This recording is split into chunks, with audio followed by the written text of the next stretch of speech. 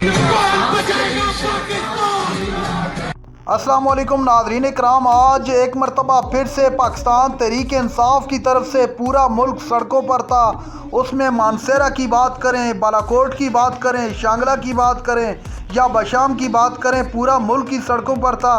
रावलपिंडी में भी बड़ी तादाद में अवाम बाहर आई और आकर इमरान खान के साथ इजहार यकजहती किया। आप जानते हैं कि आज से 3 साल कबल वो तारीख़ी दिन था जिस वक्त इमरान खान के ख़िलाफ़ तहरीक अदम एतमाद कामयाब हुई थी और उस दिन पूरा पाकिस्तान सड़कों पर निकल कर इमरान खान के साथ इजहार यकजहती किया था। आज एक मरतबा फिर से उसी तरह पूरा मुल्क सड़कों पर निकला। कौन कहता है कि इमरान खान के लिए लोग और आवाम नहीं निकलती? आप देख सकते हैं अपनी स्क्रीनों पर बहुत बड़ी तादाद में अवाम न सिर्फ सड़कों पर निकली बल्कि इमरान खान की रिहाई के लिए नारे भी लगाए। नाज़रीन इकराम, आपको बताता चलूँ कि इस वक्त पूरा मुल्क सिर्फ़ और सिर्फ यही डिमांड कर रहा है कि चेयरमैन तहरीक इंसाफ इमरान खान को रिहा करके इस मुल्क में एक नया इलेक्शन करवाया जाए और जो बिल्कुल साफ़ और शफाफ होना चाहिए।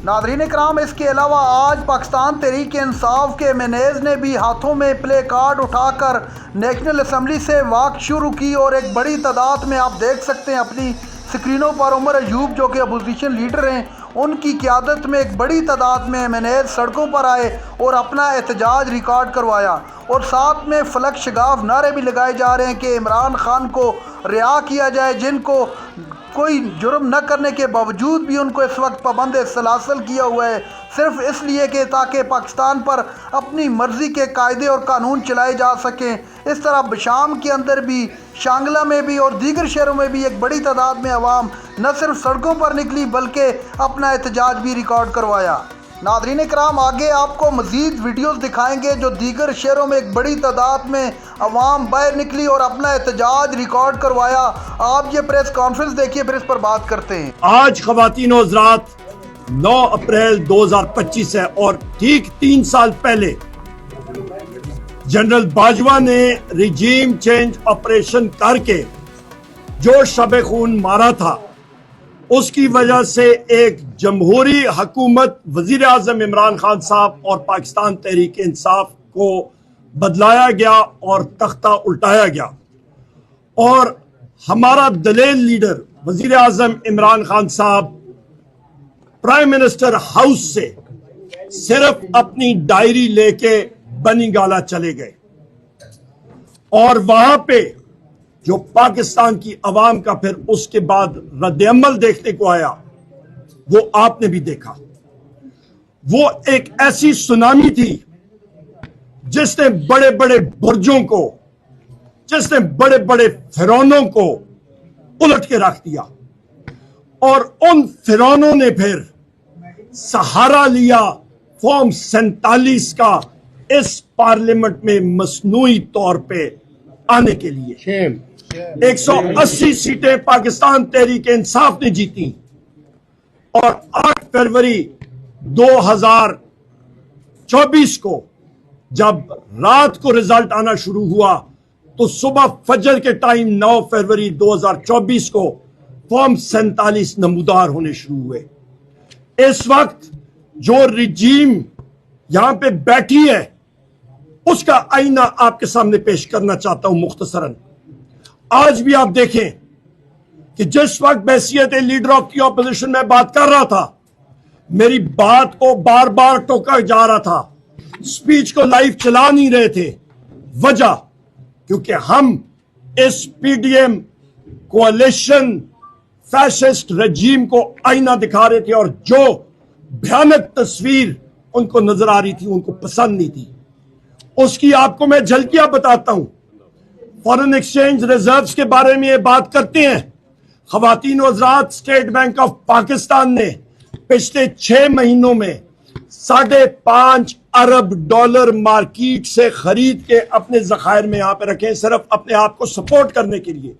ये इसी तरह ही है कि लोग एम्बेसी में वीजा के लिए अप्लाई करें तो किसी दोस्त यार से पैसे लेके अपने अकाउंट में रखें। एक्सचेंज रेट जो रुपए की कीमत घटी है डॉलर के मुकाबले में, हाउस को मैंने अभी बताया, मिनिस्ट्री ऑफ फाइनेंस ने एस्टिमेट लगाया 164 रुपए फी डॉलर। और ये रकम गई 275 रुपए फी डॉलर। 111 रुपए फी डॉलर जो रुपए गिरा, उसका बैठे बिठाए पाकिस्तान का जो कर्ज है उस पर क्या फर्क पड़ा? 14,550 अरब रुपए हमारे बैठे बिठाए बढ़ गए। और ये रकम, ख़वातीन हज़रात, आपको बताता चलूं इस रकम की वैल्यू ये कितनी बनती है। ये तकरीबन आपका मुल्क का तकरीबन एक पूरा बजट बन जाता है। इसका मतलब कि इनकी गलत पॉलिसीज की वजह से पाकिस्तान की अवाम के ऊपर 14,550 अरब रुपए चढ़ा। यहां पे शहबाज शरीफ बाजे बजा रहा है, ढोलकियां बजा रहा है, तुरियां बजा रहा है कि हमने बिजली का रेट कम किया। पाकिस्तान तहरीक इंसाफ के दौर पे 17 रुपए यूनिट पे हमने बिजली छोड़ी थी, आज 85 रुपए यूनिट चढ़ गई है। और शहबाज शरीफ वो कहते हैं कि आप क्यों, कोई हेरा फेरी के लिए भी कोई अकल चाहिए। चोर जो कहते हैं ना, चोर चोरी से जाता है, हेरा फेरी से नहीं जाता। कोई अकल भी चाहिए होती है किसी काम के लिए। शहबाज शरीफ खुद उसने एतराफ किया कि दुनिया की मार्केटों में, मंडियों में तेल की कीमत कम हुई, पर हमने पाकिस्तान के शहरियों को वो कम कीमत नहीं ट्रांसफर होने दी। और वो हम लोग कोशिश करेंगे बिजली को कम करने में, नहीं होने वाला। मैं खुद इस महकमे का वजीर रहा हूं, ये हो ही नहीं सकता।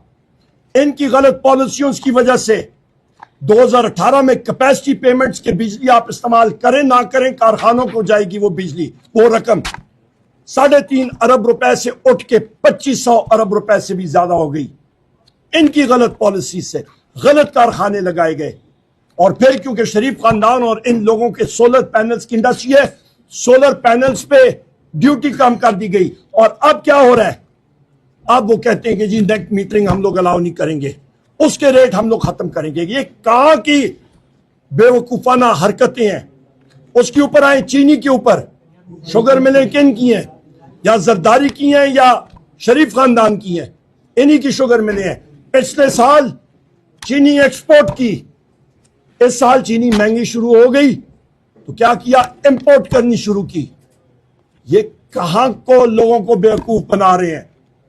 इसका खुमियाजा कौन भुगत रहा है? पाकिस्तान की अवाम। ये कहते हैं अफराद-ए-ज़र कम हो रही, वो अकल के अंदर कौन सी कम अफराद-ए-ज़र हुई है? अफराद-ए-ज़र, इन्फ्लेशन रेट एक स्पीड होती है। इन्होंने इन्फ्लेशन रेट को ऊंचा तर बुलंदियों पे ले गए। आप मुझे बता दें, कोई भी